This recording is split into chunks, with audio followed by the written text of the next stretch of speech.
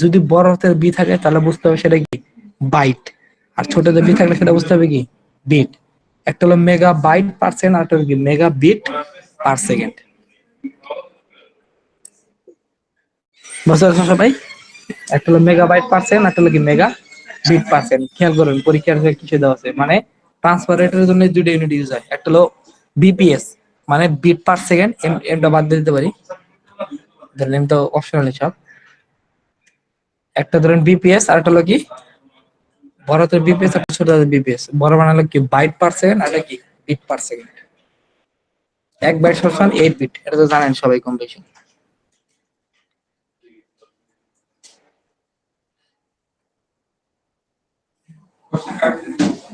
তাহলে transfer rate equal to কি?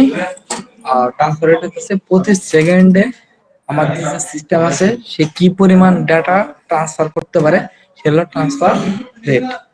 এই ট্রান্সফার রেটের আরেকটা সুন্দর নাম হলো ব্যান্ডউইথ। আপনারা বুঝলেন না, আমরা যে ব্রডব্যান্ডের কানেকশন তখন আমরা বলি না ব্যান্ডউইথ, এই ব্যান্ডউইথটা আসলে হইতেছে অ্যাকচুয়ালি ট্রান্সফার রেটটাই, যে কি পরিমাণ ডাটা ট্রান্সফার করতে পারে সেটা হলো সিস্টেমের ব্যান্ডউইথ। আর এই ট্রান্সফার ইকুয়াল টু কি 1 ডিভাইড বাই কত সাইকেল টাইম এর equal to, for random access memory it is equal to কি 1 divide by cycle time. Cycle time হইতেছে আমাদের দেখবেন র্যামে লেখা থাকে 2600 মেগাহার্টজ, 3200 মেগাহার্টজ, ওটা তার র্যামের ফ্রিকোয়েন্সি। তাহলে 1 ডিভাইড সেই ফ্রিকোয়েন্সি ডিভাইড করলে আমরা কিন্তু আমাদের যে ট্রান্সফার রেট সেটা পেয়ে যাব।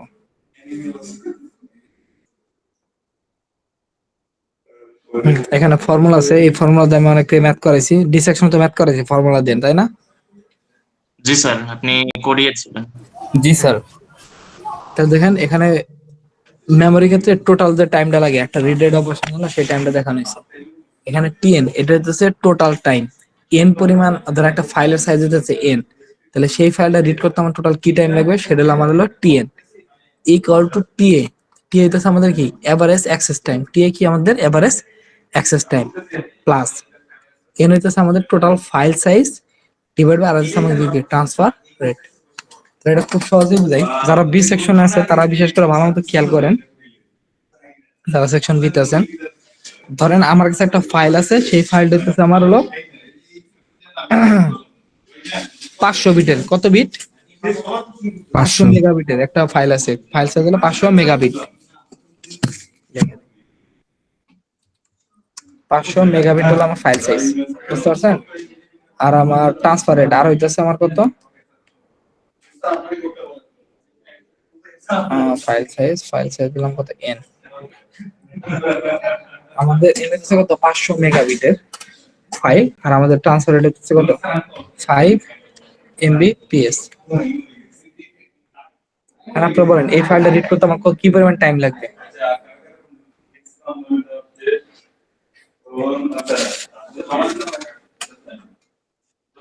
সেকশন বলেন, আমার একটা ফাইল আছে যে ফাইলটার সাইজ হচ্ছে 500 মেগাবিট, আর এটার রিড রাইট স্পিড হচ্ছে 5 এমবিপিএস মেগাবাইট পার সেকেন্ড, তাহলে ফাইলটা রিড করতে আমার কত সেকেন্ড টাইম লাগবে?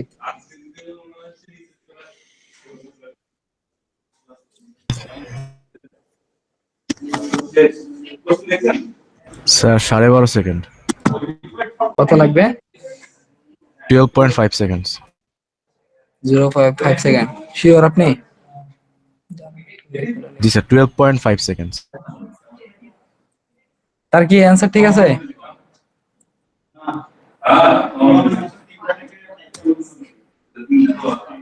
এই দেখেন, তাহলে আমাদের কি করা লাগবে দেখেন, যে টাইমটা লাগবে, টাইম ইকুয়াল টু কত হবে এন ডিভাইড বাই কত আর, তাহলে এন এর মান হচ্ছে কত 500 মেগাবিট, তাই তো 10 টু দি পাওয়ার কত হবে, একটু ব্র্যাকেটে লিখি,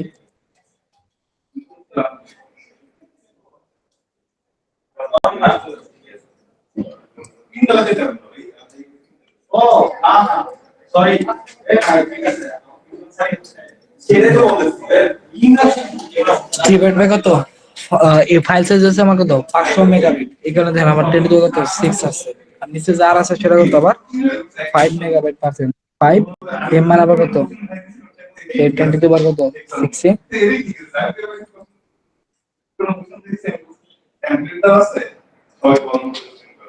ইনটু, খেয়াল করেন এখানে কিন্তু মেগা কি আছে বাইট আছে, আর উপরের ইনফরমেশন আছে কিন্তু বিটে, তাহলে অবশ্যই কি বাইট টু বিটে কনভার্ট করা লাগবে, অথবা উপরের বিটটা আপনার বাইটে কনভার্ট করবেন। যদি একটা বিটে থেকে একটা বাইটে থাকে তাহলে কিন্তু অ্যান্সার ভুল আসবে। দুইটারে বিটে আনতে হবে অথবা দুইটারে বাইটে আনতে হবে। তাহলে এক বাইট সমান সমান যেহেতু 8 বিট আমরা জানি, এটা মাল্টিপ্লাই করি, তাহলে দেখেন তো এটার অ্যান্সার কত আসে।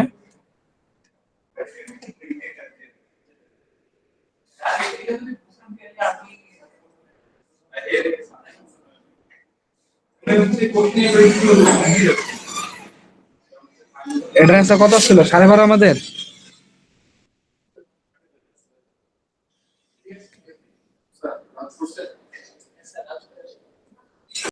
জি স্যার। ভাগ জানতে হবে।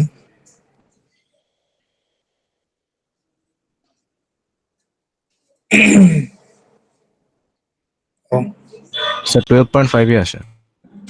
তাহলে স্যার 12.5, ঠিক আছে আপনার আছে। তাহলে কত হচ্ছে 12.5।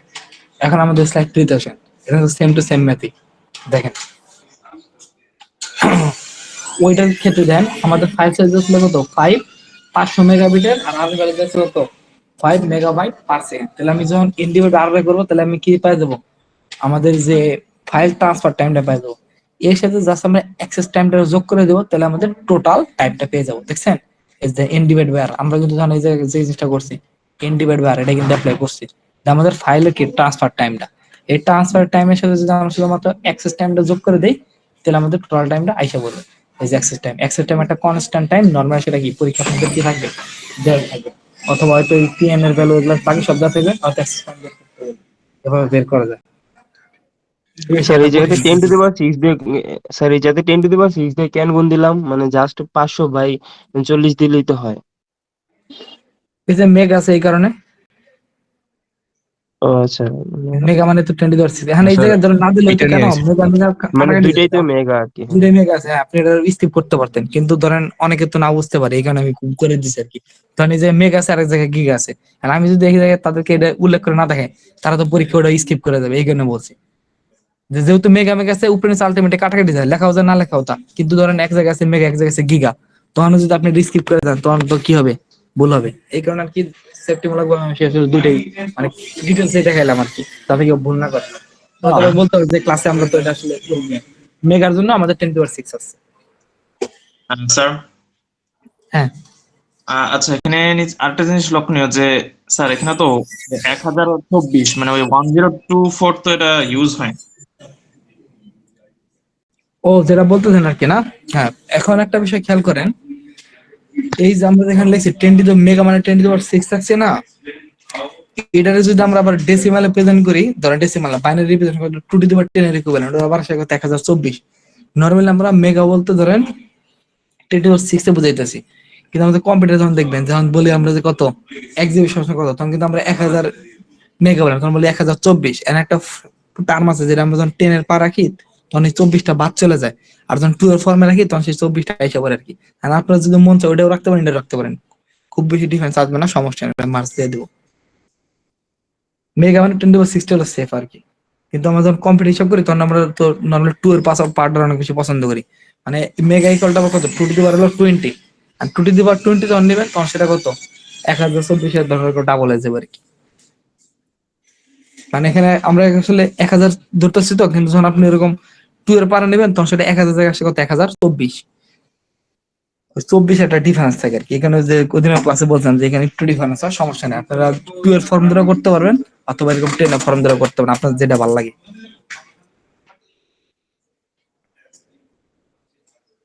কিন্তু অ্যাকচুয়ালি মেগা বলতে আপনার 10 টু দি পাওয়ার 6 বোঝায়, কিন্তু যখন আমরা পিসি তে কাজ করি তখন আমরা আসলে 2 এর পাওয়ারটা যেহেতু আমরা সবচেয়ে বাইনারিতে না কাজ করি, 2 এর পাওয়ার ফ্যাক্টরে নিয়ে যায়, তখন আর কি 24টা আসে। তাছাড়া মেগা আসলে 10 টু দি পাওয়ার 6 আর kilo 10 to the power 3, giga 10 to the power 9।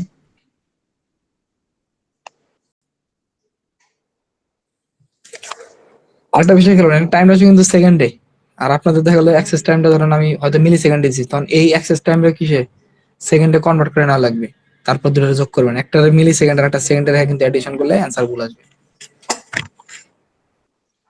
Sir হুম এরকম সম্পর্কিত ম্যাথস গুলো আর কোথায় কোথায় পেতে পারি স্যার, যদি একটু বলে দেন তাহলে আমাদের জন্য আরো সুবিধা হবে প্র্যাকটিসের জন্য। এরকম সম্পর্কিত ম্যাথ কোথাও কোথাও পাইতে পারেন। জি আমি স্যার। আজকে দেখেন একটা বই দিছি আর কি, বিএলসি তে একটা বই আপলোড করে দিছি, যেটা আমরা যে বই দিয়ে আমরা পড়াশোনা করি আর কি, বা স্লাইডটা সেও আর কি, সেই বইয়ের পিছে দেখতে পারেন ম্যাথ থাকে। Okay sir, thank you.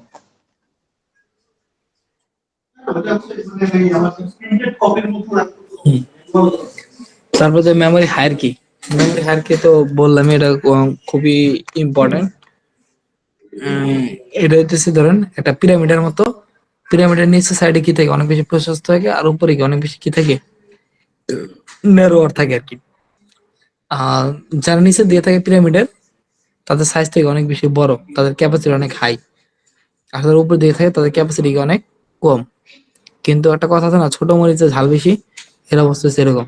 তাদের ক্যাপাসিটি অনেক কম কিন্তু তারা অনেক বেশি কি পাওয়ারফুল, মানে তাদের রিড রাইট স্পিড অনেক বেশি কি ফাস্টার। মানে এই নিচের যে আছে তার সাথে সে তার রিডিউস ধরেন গেল সে মানে লাখ লাখ টাইম বেশি আর কি, কয়েক লাখ গুণ বেশি ফাস্টার হইতেছে উপরের গুলা, কিন্তু এদের ক্যাপাসিটি আবার অনেক কম। তার মানে এই মেমোরি হায়ারার্কিতে আমরা যত নিচ থেকে উপর দিকে যাব, তাদের কি স্পিড আপ হইতে থাকবে কিন্তু ক্যাপাসিটি কি ডাউন হতে থাকবে। একদম নিচের লেভেলে থাকে সে হলো ম্যাগনেটিক টেপ। এই ম্যাগনেটিক টেপ আপনারা চিনেন, আগে যে আমাদের যে রেডিওতে টেপ রেকর্ডার ছিল, সেই টেপ রেকর্ডারে আমরা যে ক্যাসেট গুলো ঢুকাইতাম সেগুলোর মধ্যে ফিতা থাকতো, দেখছেন আপনারা? জি স্যার। জি ছোটবেলায় স্যার। জি দেখা যেত, স্যার। অনেকে দেখছেন টেপ রেকর্ডার থাকতো, সেই টেপ জি রেকর্ডারের স্যার। উপর ফিতা থাকতো, কালো ফিতা থাকতো আর কি, সেই ফিতাটা ঘুরতো। সেটা কিন্তু নর্মাল কোনো ফিতা না, সেগুলো ছিল এগুলো ম্যাগনেটিক টেপ। তাদের অনেক বেশি স্লো ছিল কিন্তু ক্যাপাসিটি অনেক হাই ছিল, এদের নাম ছিল অপটিক্যাল। তারপর আছে হলো ম্যাগনেটিক ডিস্ক। ম্যাগনেটিক ডিস্ক বলতে আমরা যে হার্ড ডিস্কটা চিনি, হার্ড ডিস্কের মধ্যে দেখবেন একটা সুন্দর স্টিলের মতো একটা ডিস্ক আছে, সেটা কিন্তু নর্মাল কোনো ডিস্ক, এটা হলো একটা ম্যাগনেটিক ডিস্ক। এর মধ্যে ম্যাগনেটিক যে আমাদের যে স্পিন থাকে, সেই স্পিন ইউজ করে আপনার রিড করা হয়। ম্যাগনেটিক স্পিন নর্থ পোল থেকে সাউথ পোল থেকে, তাহলে এই সেগুলোর স্পিন গুলোর কাজে এখানে রিড করা হয়। এই ম্যাগনেটিক ডিস্ক হচ্ছে কি, এই ম্যাগনেটিক ডিস্ক ওই হার্ড ডিস্ক হচ্ছে ওয়ান কাইন্ড অফ আপনার ম্যাগনেটিক ডিস্ক। তারপর সিডি রোম, এটা সিডি মানে কি কম্প্যাক্ট ডিস্ক। আমরা যে সিডি তো চিনি, আগে যে আমরা সিডি ইউজ করতাম, সিডি তারপর কি রিড আছে, সিডি রাইট আছে, আবার ডিভিডি রিড আছে, ডিভিডি কি আছে, র্যাম আছে। সিডি হচ্ছে আমার কম্প্যাক্ট ডিস্ক, আর ডিভিডি হচ্ছে কি ডিজিটাল ভার্সাটাইল ডিস্ক। সিডি সাথে ডিভিডি ক্যাপাসিটি কি থাকে আরো বেশি থাকে।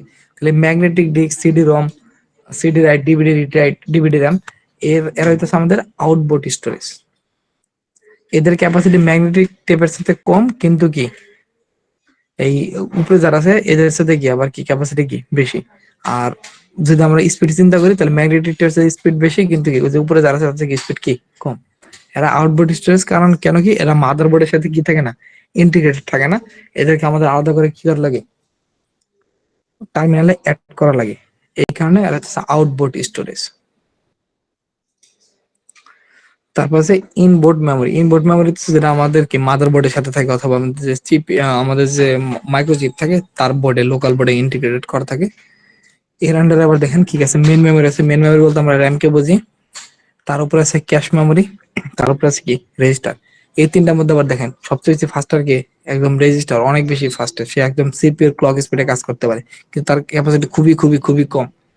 তার চেয়ে ফাস্টার হইতেছে, তার চেয়ে লেস ফাস্টার হইতেছে ক্যাশ মেমোরি, কিন্তু ক্যাপাসিটি এর সাথে অনেক বেশি। আর তার চেয়ে ফাস্টার হইতেছে, তার চেয়ে বেশি ক্যাপাসিটি হচ্ছে মেন মেমোরি, কিন্তু কি স্পিড কি এই দুজনের সাথে সবচেয়ে কম। বুঝতে পারছি আমরা এটা?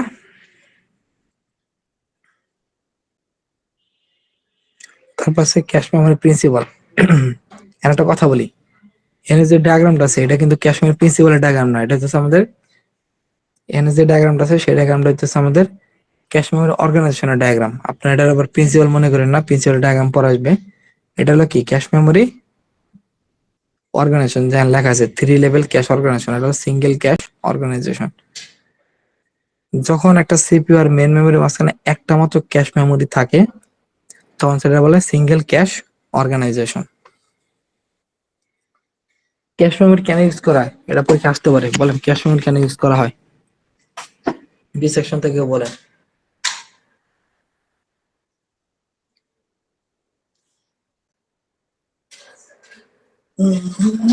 জি স্যার। স্যার এটা ক্যাশ স্পিড মেমোরি কেন অনেক ইউজ বেশি। করা হয়? স্যার সিপিইউ যাতে কিছু ডেটা লোকালি স্টোর করে রাখতে পারে খুব বেশি ফাস্ট অ্যাক্সেস পাওয়ার জন্য।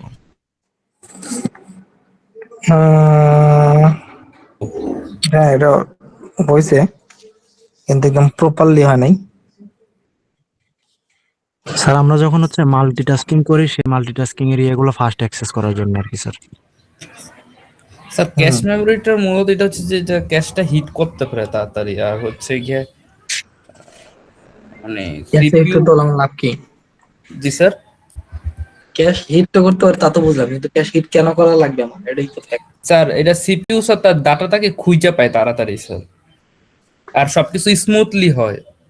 বলছেন সবাই মোটামুটি ঠিক আছে। স্যার র্যাম থেকে Sir, ডেটা most- নিতে যাতে টাইম কম লাগে এই জন্য। স্যার মোস্ট ফ্রিকুয়েন্টলি ইউজ ডাটাগুলো হোল্ড করে। যে রান করে সিপিইউ হলো আপনার গিগাহার্টজ লেভেলে রান করে, বুঝতে পারছেন? সিপিইউ এর ফ্রিকোয়েন্সি দেখবেন লেখা থাকে এত গিগাহার্টজ, আর মেন মেমোরি ক্ষেত্রে র‍্যামের ক্ষেত্রে দেখবেন মেগাহার্টজ লেখা থাকে যে এত মেগাহার্টজ। তার মানে সিপিইউ সাথে মেন মেমোরির মধ্যে একটা ধরেন গিগা মানে 10⁹ আর মেগা মানে 10⁶, তাহলে প্রায় 1000 গুণ বেশি ফাস্ট হতে থাকে আমাদের সিপিইউ মেন মেমোরি থেকে। সেটা মেইন এখন কারণ। জি স্যার। এখন সিপিইউ অনেক বেশি ফাস্টার, কিন্তু মেন মেমোরি তো কম্পারেটিভলি স্লোয়ার। এখন দেখেন সিপিইউ শুধুমাত্র ফাস্ট এক্সিকিউট করলে তো হবে না, মেন মেমোরি তো তার সাথে ফাস্টলি এক্সিকিউট করা লাগবে। যদি দুজনের একসাথে কাজ না করতে পারে তাহলে তো সিপিইউ আলটিমেটলি কোনো লাভ নেই। বিষয়টা হচ্ছে এরকম, ধরেন একটা কোম্পানিতে আপনি আর আপনার ফ্রেন্ড দুজনে মিলে একসাথে কাজ করেন আর কি। And আপনি একটা ফাইল সাইন করার পর আপনার ফ্রেন্ডও সেই ফাইলে সাইন করে। আপনার ফ্রেন্ড ধরেন সেকেন্ডে 5টা ফাইল সাইন করতে পারে, কিন্তু আপনি সেকেন্ডে ফাইল সাইন করেন 2টা। আর আপনি যদি তার সাইন করে না দেন তাহলে তো সে সাইন করতে পারতেছে না। And সে সেকেন্ডে করে 5টা সাইন, কিন্তু আপনি করতে পারেন 2টা সাইন। আপনার কারণে আপনার ফ্রেন্ডও কিন্তু কি সেকেন্ডে 2টা করে ফাইল সাইন করতে পারবে, 3টা কম করতে পারে। কারণ কি আপনি স্লো, আপনি স্লো হলে কি আপনার যে ফ্রেন্ড তারও বাধ্য হইতে হবে স্লো হইতে। তাহলে এটা হলো সমস্যা, যেহেতু সিপিইউ অনেক বেশি কি ফাস্টার, মেন মেমোরি স্লো। আর যদি সিপিইউ যদি মেন মেমোরি কাছে ডেটা নিয়ে কাজ করে তাহলে কি সিপিইউ স্লোলি তখন রান করবে। এই কারণে মাঝখানে এই মেন মেমোরি তো বেশি ফাস্টার একটা মেমোরি রাখা, যেটা হলো কি ক্যাশ মেমোরি। সে হলো মেন মেমোরি তো অনেক বেশি কি ফাস্টার, যার কারণে কি যদি সিপিইউ তার কাছ থেকে ডাটা নিয়ে কাজ করে তাহলে সে কি সিপিইউ তখন কি তার যে পারফরমেন্স সেটা অনেক বেশি বুস্ট আপ হয়। কিন্তু সে যদি মেন মেমোরি থেকে ডাটা নিয়ে কাজ করে তাহলে কি সিপিইউ এর পারফরমেন্স ড্রপ করে। এই কারণে এই সিপিইউ এবং মেন মেমোরির মাঝখানে একটা এডিশনাল কি ক্যাশ মেমোরি থেকে, যার মেন টার্গেট হইতেছে সিপিইউ এর কি আরো বেশি কি ফাস্টার সার্ভিস প্রোভাইড করা। এখন কথা হইতেছে মেন মেমোরির সাথে ক্যাশ মেমোরির সাইজ অনেক বেশি ছোট, তাহলে চাইলেও কিন্তু আমরা পুরো মেন মেমোরিটারে ক্যাশ মেমোরির মধ্যে রাখতে পারি না। এই কারণে শুধুমাত্র আমরা যে পোর্শন গুলো নিয়ে সবচেয়ে বেশি রিসেন্ট টাইমে কাজ করতেছি বা যেটা সব ফ্রিকোয়েন্টলি ইউজ হইতেছে, যেমন ডেটা গুলা, সেই ডেটা গুলো আমাদের থাকে ক্যাশ মেমোরিতে। তার মানে ক্যাশ মেমোরিতে বিষয়টা হইতেছে সবচেয়ে বেশি ইম্পর্টেন্ট এবং সবচেয়ে বেশি মোস্ট ফ্রিকোয়েন্টলি ইউজ ডেটা গুলো আমাদের কি থাকে ক্যাশ মেমোরিতে থাকে, যাতে সিপিইউ সেই ডেটা গুলো দ্রুতই, যেহেতু তার রিডান্ডেন্ট অ্যাক্সেস করা দরকার পড়ে, সে যাতে খুব ফাস্ট তাদেরকে অ্যাক্সেস করতে পারে। এই কারণে আমরা ক্যাশ মেমোরি ইউজ করি, বুঝতে পারছেন? আর নিচে একটা আছে দেখেন মাল্টি লেভেল ক্যাশ মেমোরি। এই যেটা হলো প্রথমে আছে কি L1 ক্যাশ, তারপর আছে L2 ক্যাশ, তারপর আছে কত L3 ক্যাশ। মানে একটা পরিবর্তে কি মাল্টিপল ক্যাশ ইউজ করা হয়েছে। এবং দেখেন L1 ক্যাশ সাইজ অনেক বেশি ছোট, কিন্তু অনেক বেশি কি ফাস্টেস্ট। L2 ক্যাশ সাইজে তার চেয়ে বড়, কিন্তু কি এটার তুলনায় একটু কম ফাস্ট। আর L3 ক্যাশ আরো বেশি বড়, কিন্তু সে এই দুজনের সাথে সবচেয়ে বেশি স্লো কে L3 ক্যাশটা। তাহলে এই মাল্টি লেভেল ক্যাশ আমাদের ইউজ করার দরকারটা কি?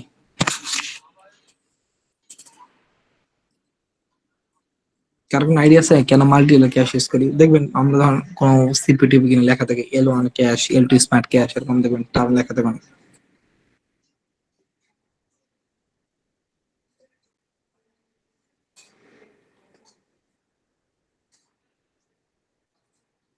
মাল্টিক্যাশ স্যার, মাল্টিক্যাশ হ্যাঁ? আবার একটু বলবেন, বুঝিনি। এই যে মাল্টি লেভেল ক্যাশ, এটার ব্যবহার করলে কি লাভ আমাদের, কেন আমরা এটা ইউজ করি?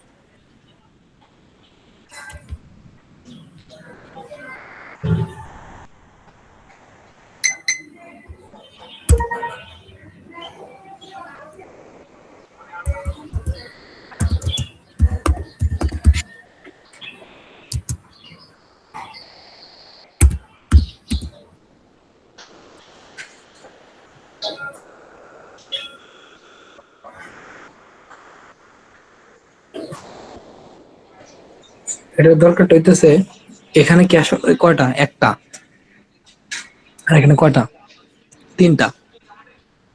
তাহলে এখানে আপনার শুধুমাত্র একটাই প্রায়োরিটি থাকবে, যে আপনি একটার মতো কি একটাই হারকি থাকবে বা একটাই পার্টি লেভেল থাকবে, কিন্তু এখানে আমরা তিনটা আছে, তাহলে আপনি কি তিনটা আলাদা আলাদা পার্টি লেভেল সেট করে দিতে পারবেন।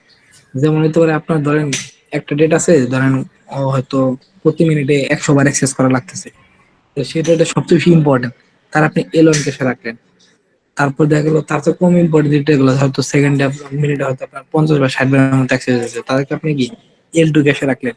আবার দেখা গেলো তার চেয়ে কম ইম্পর্টেন্ট, ধরেন হয়তো 20 থেকে 25 বার অ্যাক্সেস হয়েছে, তাদেরকে আপনি কি এল3 তে রাখলেন।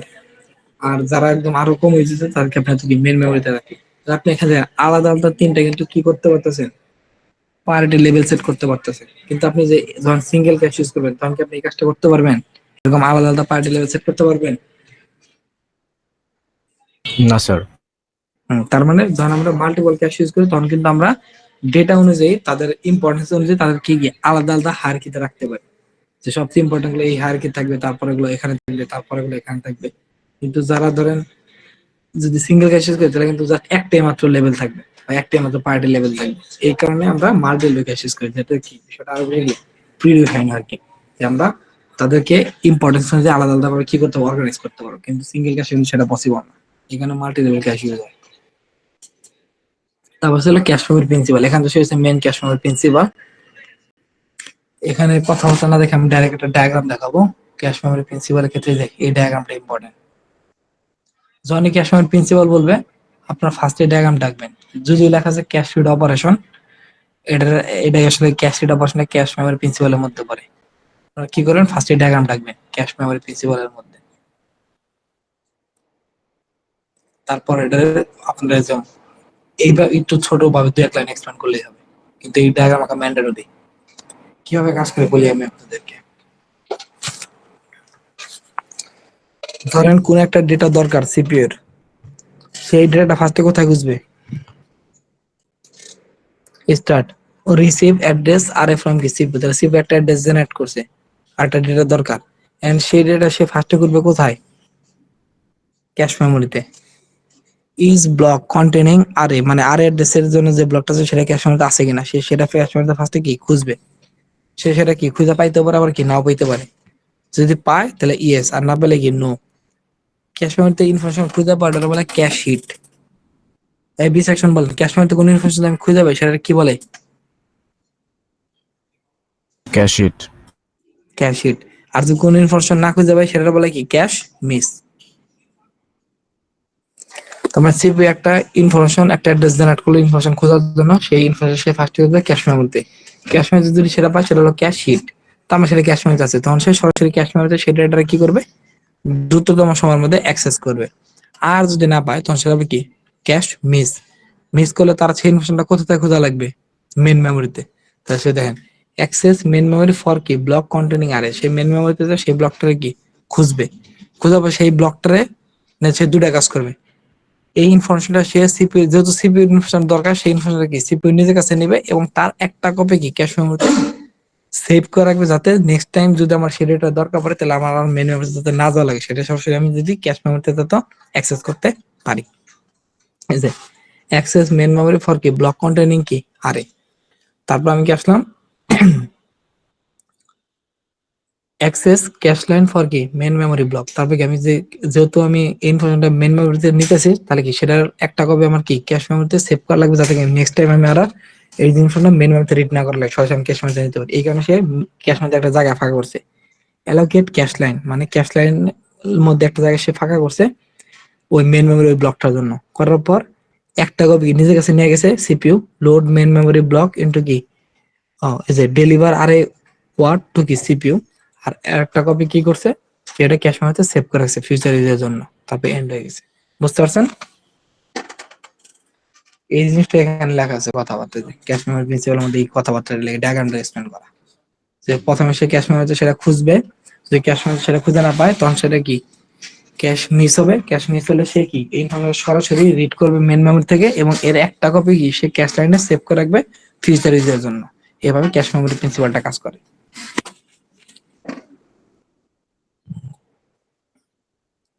সেকশন ক্লিয়ার আপনারা?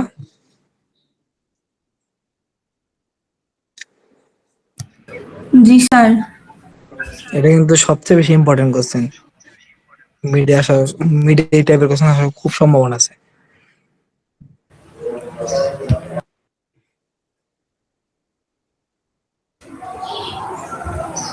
যেটা খুব ভালো মতো বলেন। আসলে তো ডায়াগ্রামটা দিতে হবে না, হ্যাঁ, কি আসলে কি দিতে হবে না? আসলে তো ডায়াগ্রামটা দিতে হবে। হ্যাঁ, আসলে ডায়াগ্রামটা দিতে হবে, ডায়াগ্রামটা মেন। আপনি ডায়াগ্রামটা দিবেন, তারপর কথাবার্তা লেখেন বা না লেখেন সমস্যা না, কিন্তু ডায়াগ্রাম না দিলে কিন্তু সমস্যা। ডায়াগ্রামটাই মেন। এই ডায়াগ্রাম দিলেই, ডায়াগ্রাম দিয়ে পরে যদি নিজের ভাষায় এক দিলেন এক্সপ্লেন করেন তাতেই এনাফ। এনে অনেক বড় থিওরি লেখা কোন দরকার নেই। আপনি ডায়াগ্রামটার বেস ধরে ডায়াগ্রামটার মেন পার্টি দিবেন, ডায়াগ্রামটা আগে, তারপর আপনার মন চাইলে আপনি 1-2 লাইন বা 2-3 লাইন মধ্যে শেষ করেন, সমস্যা নেই, কিন্তু ডায়াগ্রামটা মেন, এটা দিতে হবে, নাহলে কিন্তু মার্কস অনেক কাটা যাবে। এটাই মেন।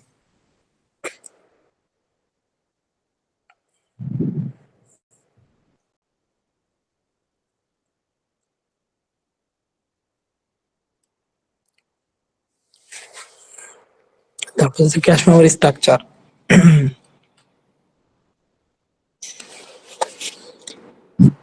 এই চ্যাপ্টার সবচেয়ে ইম্পর্টেন্ট আছে এটা, আর এগুলা একটু মোটামুটি ইম্পর্টেন্ট, এটা একটু ইম্পর্টেন্ট আছে। আর এই যে আরো দুটো, এগুলা খুব বেশি ইম্পর্টেন্ট না, তাও একটু পড়বেন। এগুলা লেস ইম্পর্টেন্ট, এই দুটো ডায়াগ্রাম। সবচেয়ে বেশি ইম্পর্টেন্ট ডায়াগ্রাম হচ্ছে এইটা, এইটা, এইটা, আর হলো এই যে এটা, এই চারটা সবচেয়ে বেশি ইম্পর্টেন্ট। এই ডায়াগ্রাম, এই ডায়াগ্রাম, এই ডায়াগ্রাম, আর এই যে এই ডায়াগ্রাম সবচেয়ে বেশি ইম্পর্টেন্ট। এরা কম্পারেটিভলি কম ইম্পর্টেন্ট।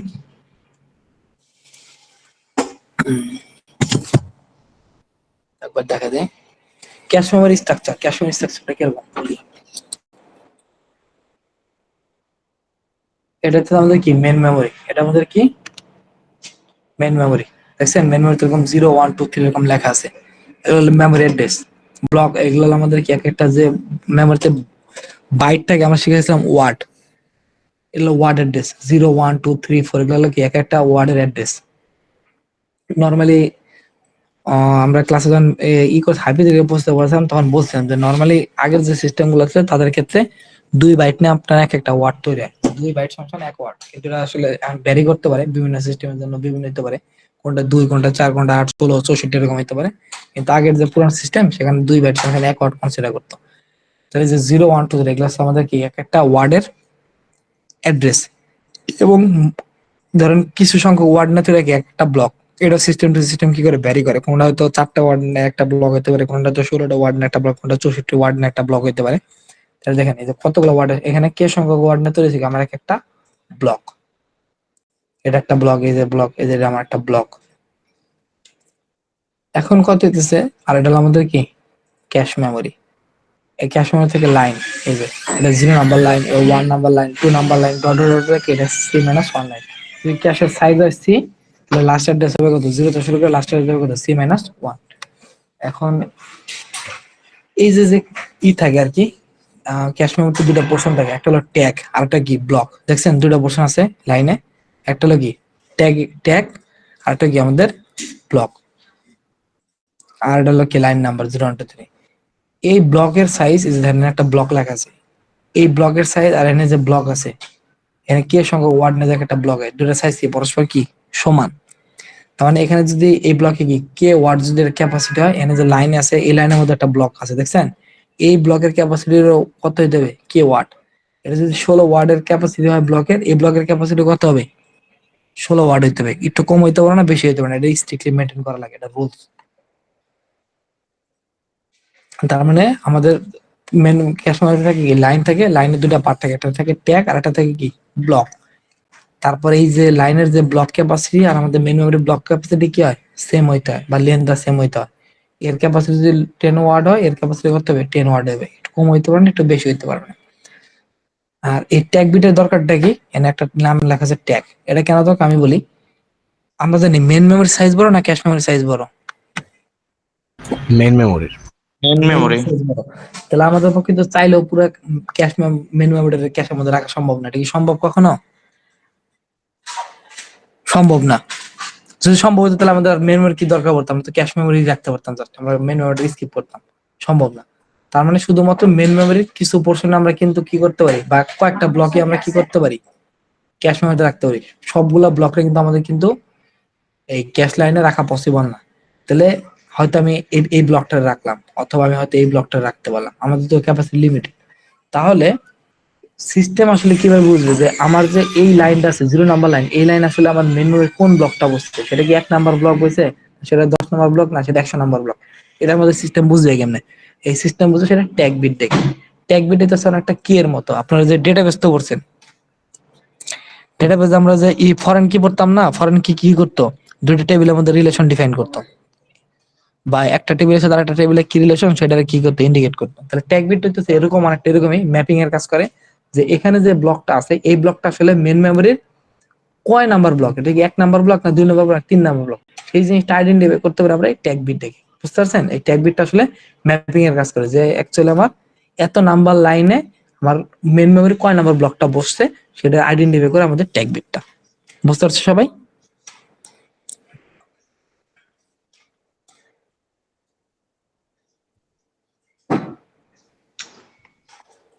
স্যার টিপিক্যাল, হ্যাঁ জি।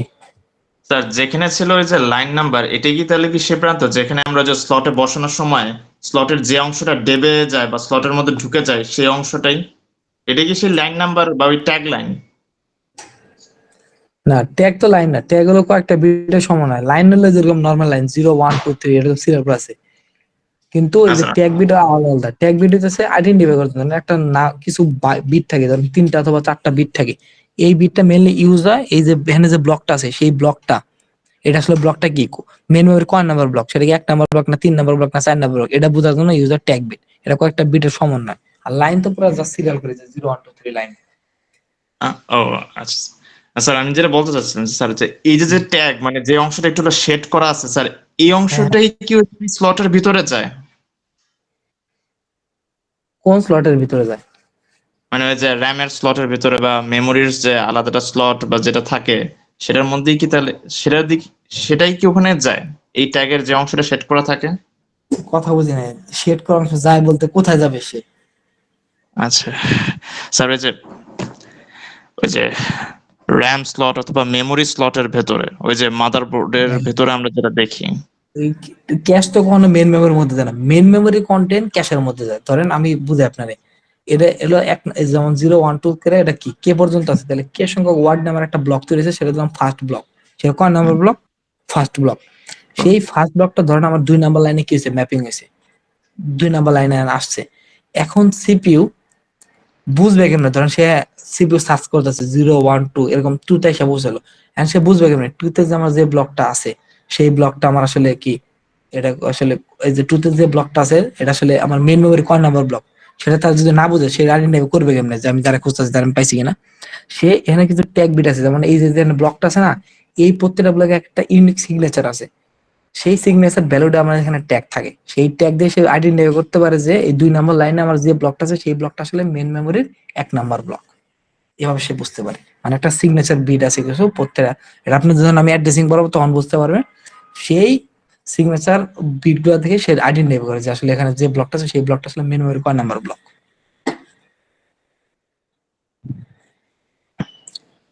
ওকে স্যার, এখন স্যার বুঝতে পারছি। এগুলো টিপিক্যাল ক্যাশ অর্গানাইজেশন, একটা উল্টা উল্টা লাগাইতে পারেন। আপনার দেন ক্যাশ অর্গানাইজেশন দুটোই আছে, এই যে এটা ছিল 3 লেভেল ক্যাশ অর্গানাইজেশন, এটা ছিল কি সিঙ্গেল ক্যাশ অর্গানাইজেশন, এটা কিন্তু ক্যাশ অর্গানাইজেশন।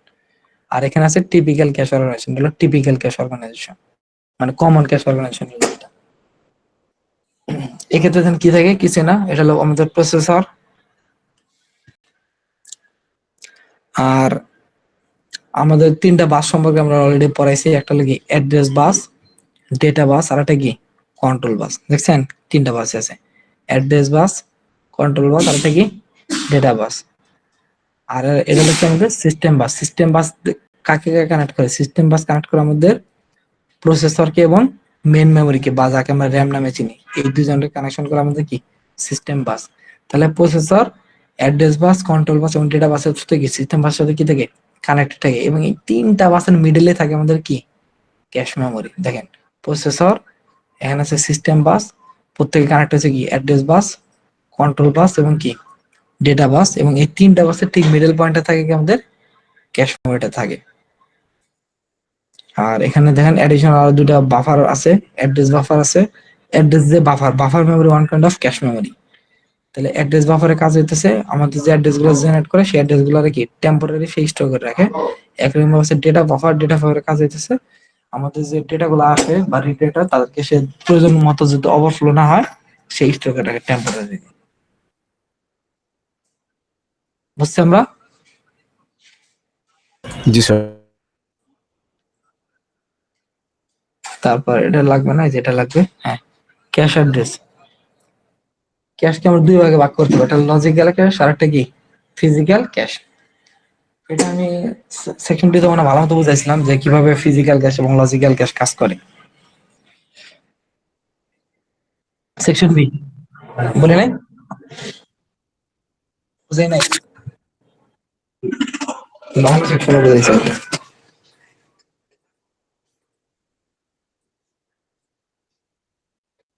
2 মিনিট।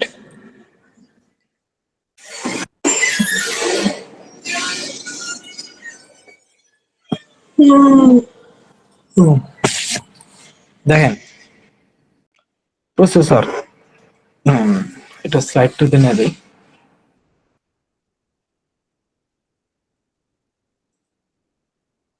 এই যে আপনারা এটা একটু খেয়াল করেন,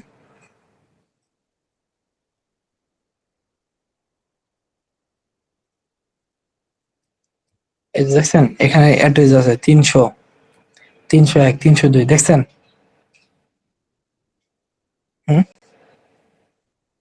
মেমোরি অ্যাড্রেস, এদেরকে বলা হয় ফিজিক্যাল অ্যাড্রেস। এদেরকে কি বলা হয়? Physical address. আর আরেকটা টাইপের অ্যাড্রেস হতে হবে যাদেরকে বলা হয় লজিক্যাল অ্যাড্রেস। লজিক্যাল অ্যাড্রেসটা কিরকম? ধরেন সিপিইউ আমার ইনস্ট্রাকশন গুলো এক্সিকিউশন করে, সে কিভাবে এক্সিকিউশন করে? ফার্স্ট লাইন এক্সিকিউট করে, তারপর কি সেকেন্ড লাইন এক্সিকিউট করে, তারপর third line fourth line execute করে। তাহলে সে এভাবে পর পর লাইনগুলোর কি করে এক্সিকিউট করে। এন্ড সিপিইউ কিন্তু আর জানে না যে আমার 1 নাম্বার লাইনের মেমোরি অ্যাড্রেস কোথায়, 2 নাম্বার লাইনের মেমোরি অ্যাড্রেস কোথায়, 3 নাম্বার লাইনের মেমোরি অ্যাড্রেস কোথায়, সে কিন্তু সেটা জানে না। সে শুধুমাত্র জানে এটা আমি 1 নাম্বার লাইনে এক্সিকিউট করতেছি, এই লাইন এক্সিকিউশন শেষ হলে আমি 2 নাম্বার লাইনে এক্সিকিউট করতেছি, এটা শেষ হলে আমি কি 3 নাম্বার লাইনে এক্সিকিউট করতেছি। তাহলে সিপিইউ এভাবে 1 2 3 ধরে কাজ করে, যারা হইতেছে মানে যারা অ্যাকচুয়াল অ্যাড্রেস না, যারা হইতেছে কি একটা এস্টিমেটেড অ্যাড্রেস বা লজিক্যাল অ্যাড্রেস, সে শুধুমাত্র যে ফার্স্ট সেকেন্ড থার্ড ফোর্থ বা 1 নাম্বার 2 নাম্বার লাইন 3 নাম্বার এভাবে কাজ করে যেতেছে, যেটা অ্যাকচুয়াল অ্যাড্রেস না, সেই ধরনের অ্যাড্রেসটা বলা হয় লজিক্যাল অ্যাড্রেস। কি অ্যাড্রেস? Logical address. কিন্তু অ্যাকচুয়াল অ্যাড্রেস গুলো দিতেছে এটা, যেমন ফার্স্ট ইনস্ট্রাকশনের পজিশন কোথায় 300-তে, সেকেন্ড ইনস্ট্রাকশনের পজিশন কোথায় 301, থার্ড ইনস্ট্রাকশন অ্যাড্রেস কোথায় 302। তাহলে এগুলো আমাদের কি অ্যাকচুয়াল অ্যাড্রেস। তাহলে সিপিইউ যে অ্যাড্রেস গুলো জেনারেট করে তাদেরকে বলা হয় লজিক্যাল অ্যাড্রেস। আর এই অ্যাড্রেস গুলোর যে অ্যাকচুয়াল অ্যাড্রেস আছে মানে অ্যাকচুয়ালি ডেটা গুলো যেখানে আছে সেটার বলে আমাদের কি অ্যাড্রেস? Physical address. এই দেখেন সিপিইউ তে অ্যাড্রেস জানা আছে সেটার নাম কি? Logical address. এই লজিক্যাল অ্যাড্রেস থেকে ফিজিক্যাল অ্যাড্রেসে কনভার্ট করার জন্য একটা ডিভাইস ইউজ হয়, সেটার নাম হলো এমএমইউ, মেমোরি ম্যানেজমেন্ট ইউনিট। তার কাজ হইতেছে লজিক্যাল অ্যাড্রেসে ফিজিক্যাল অ্যাড্রেসে কি করা? কনভার্ট করা। যেমন এখানে একটু খেয়াল করেন যে আমার যদি ফার্স্ট অ্যাড্রেস কত 1, তার মানে আমি কিভাবে পাইতে পারি 300-এর সাথে যদি আমি কি করি ধরেন বা এটা আমি 0 ধরতে পারি, এটা আমার 0তম লাইন, এটা 1তম লাইন, এটা কি আমার 2তম লাইন। তাহলে 300 + 0, তাহলে আমি কি 300 পাইতেছি। তারপর 301 প্লাস কত 300 প্লাস কত 1, 301। তারপর 300 প্লাস কত 2, 302। তার মানে আমাদের যে বেজ অ্যাড্রেস আছে তার সাথে যদি আমরা লজিক্যাল অ্যাড্রেসটা যোগ করি তাহলে কিন্তু আমরা কি অ্যাকচুয়াল ফিজিক্যাল অ্যাড্রেসটা পেয়ে যাই। এই কাজটাই করে আমাদের এমএমইউ বা মেমোরি ম্যানেজমেন্ট ইউনিট। দেখেন একটা লজিক্যাল অ্যাড্রেস গেছে এমএমইউ এর মধ্যে, সেই লজিক্যাল অ্যাড্রেসে কিছু কনভার্ট হয়ে গেছে ফিজিক্যাল অ্যাড্রেসে কনভার্ট হয়ে গেছে। তারপর ডেটা পাস হয়। যদি আমি লজিক্যাল অ্যাড্রেসে ফিজিক্যাল অ্যাড্রেসে কনভার্ট না করি তাহলে কিন্তু আমরা মেন মেমরি অ্যাক্সেস করতে পারবো না, কারণ আমাদের মেমরিতে ডেটাটা থাকে আসলে অ্যাকচুয়াল লোকেশনে। আর আমি তো লজিক্যাল অ্যাড্রেসটা অ্যাকচুয়াল লোকেশন না, তাহলে আমাদের অ্যাকচুয়াল লোকেশন জানা লাগবে। তাহলে শুধুমাত্র আমি সেই লোকেশন ডেটাটা কি এক্সট্রাক্ট বা রিটাইপ করতে পারবো। এই কারণে লজিক্যাল অ্যাড্রেসটা এমইউ এর মধ্যে যায়, এমইউ সেই লজিক্যাল অ্যাড্রেসটা কি ফিজিক্যাল অ্যাড্রেসে কি করে কনভার্ট করে, করার পর সেখান থেকে ডাটা কি হয় অ্যাক্সেস হয়। এখন আমাদের যে ক্যাশ মেমরিটা আছে, এই ক্যাশ মেমোরিটা যদি আমরা লজিক্যাল লাইনের সাথে অ্যাড করি তখন সেটা যায় লজিক্যাল ক্যাশ। আর এই ক্যাশটা যদি আমরা এখানে অ্যাড করি যেটা হলো আমাদের ফিজিক্যাল অ্যাড্রেস তখন সেটা যায় কি ফিজিক্যাল ক্যাশ।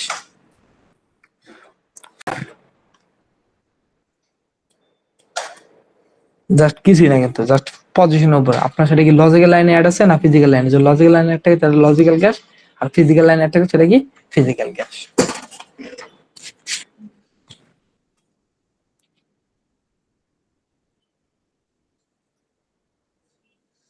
বুঝতে পারছেন সবাই?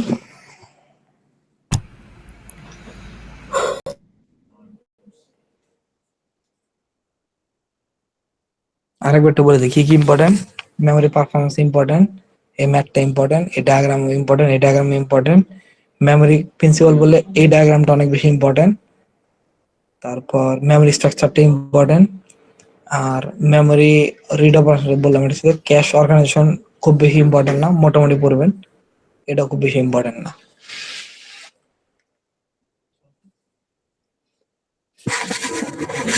কার কোনো কোয়েরি আছে? স্যার কি কি ইম্পর্টেন্ট রাখবে একটু বলেন। বলে দিই, এই slide 2 important, memory performance. Slide 3 math আছে, ম্যাথ ইম্পর্টেন্ট। স্লাইড 4 এর মেমোরি হায়ারার্কি, এটাও ইম্পর্টেন্ট। স্লাইড 5 এর এটা নাম যদি হচ্ছে ক্যাশ মেমোরি প্রিন্সিপাল, কিন্তু এটা অ্যাকচুয়াল নাম হচ্ছে cache memory organisation, important.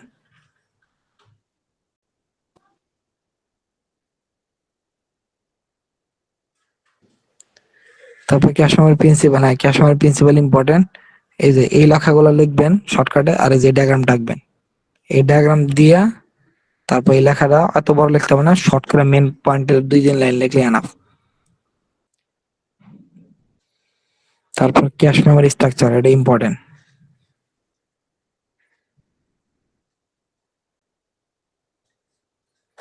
Cash read operation তো গেল এর আন্ডারে। আর এই যে এটা দেখবেন, কিন্তু খুব বেশি ইম্পর্টেন্ট না, মোটামুটি দেখবেন, এটা তো কিছুই না, এটাও খুব বেশি ইম্পর্টেন্ট না।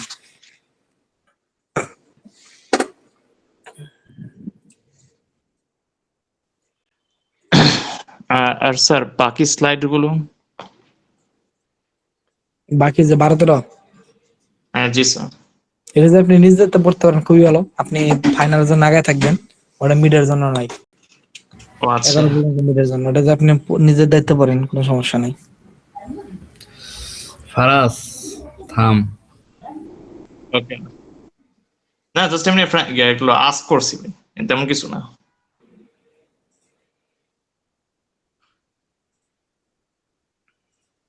Okay sir, thank you. আর কার কোনো কোয়েরি আছে কিনা বলেন।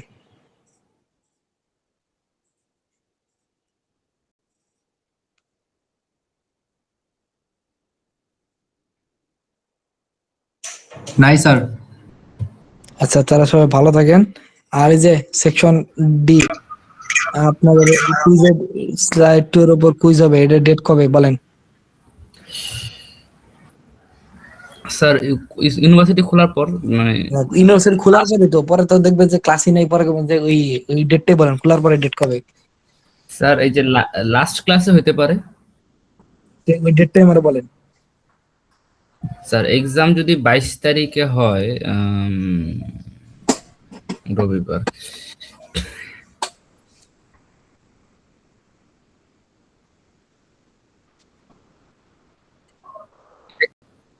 আচ্ছা, তাহলে 16 21 তারিখ দেন। তারিখ 21, ও আচ্ছা 21 তারিখ তো পরীক্ষা আছে। 21 হ্যাঁ তারিখে স্যার। আপনার হারিকেনটা পাওয়া যাবে, যদি থাকে পরের দিন মিড থাকে, খুব হবেন আপনারা।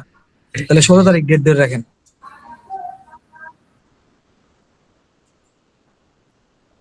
তাহলে আর কবে পরীক্ষা দেবেন? তাহলে তো টাইমই থাকে না। 16 তারিখে কষ্ট কষ্ট করে দেন। বললাম না, 11 যে না জিজ্ঞেস করি ওইরকম অবস্থা হবে, পরে দেখবেন মিডের পরে কুইজ দিতে। আচ্ছা জানান, কিন্তু ওইটার জন্য অবশ্যই মিডের আগে হয়। আর যে সেকশন বি সিআর, আপনারা এরকম কথা বলে জানান তাড়াতাড়ি। ঠিক আছে স্যার। স্যার 15 তারিখে 18 তারিখে আপনার ক্লাস আছে। হয়তো 15-18 এরকম দিয়ে জানান আর কি।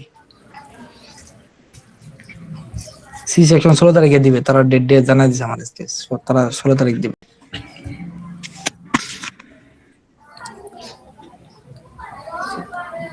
স্যার আচ্ছা, আর ক্লাস রেকর্ডটা একজন দিয়ে দেন, ড্রাইভ আপলোড করে লিংকটা দিয়ে দেন। স্যার অ্যাটেন্ডেন্সের কি কথা? অ্যাটেন্ডেন্স হচ্ছে অনলাইন ক্লাস, অ্যাটেন্ডেন্স এটা সবাই দিব, নেক্সট অনলাইন ক্লাসগুলোর অ্যাটেন্ডেন্স নিব।